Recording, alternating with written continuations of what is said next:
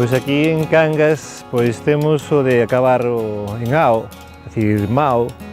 O meu irmão, miña irmá, meu avó, eso sí que o decimos, o meu avó e a miña avoa. Si, dicimos tú, e dicimos nosotros e vosotros. É o que seña maior, usted ou... Ou sexa este, nós dicimos seña. Seña unha cousa, ou seña outra. Eu sinto e moito, eu sinto e moito. O sea, así. Non é eu sinto e moito.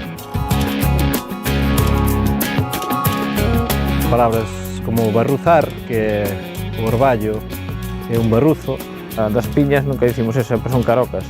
Claro, aquí o caldo faise cimós. Son os grelos bastante tiernos, que son, despois xa cando medran xa son grelos, pero cando son máis ou menos tiernos son os cimós. Marisco da costa. Orizos, mentiñas que non sabedes nin que son. As carambelas, que son as nécoras. Aquí chamamos de lámparos, son conchas que hai pegadas ás pedras.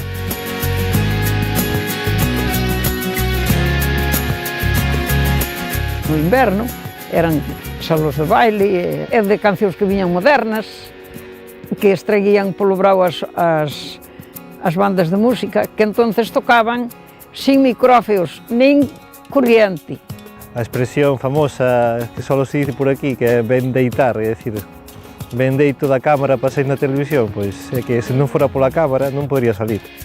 Había ali dúas casas, non vive naide nelas. Dícese naide, ali dícese ninguén, pero aquí por ninguén non entende naide. Ben falado. O que comemos pola mañá despois de erguernos é o... Ves como sabes? Hoxe o Ben Falado chega ao seu capítulo 200, 200 pingas de luz e 200 pingas de mel, ou polo menos iso é o que lles quixemos ofrecer.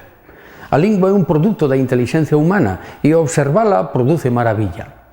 A lingua move paixóns, iso quere decir que está viva e que é un elemento sensible da nosa sociedade. Fálena con cariño e fálena sen medo. Moitos profesores pídennos copias do Ben Falado. Temos que dicirlles que na páxina da Televisión Galega hai un sitio que se chama Televisión á Carta. Aí poden entrar e recuperar todos os capítulos anteriores. Como din na Mariña, ben deitamos destas tecnoloxías que nos permiten meternos no túnel do tempo e recuperar o pasado. Graciñas pola súa fidelidade. Abur.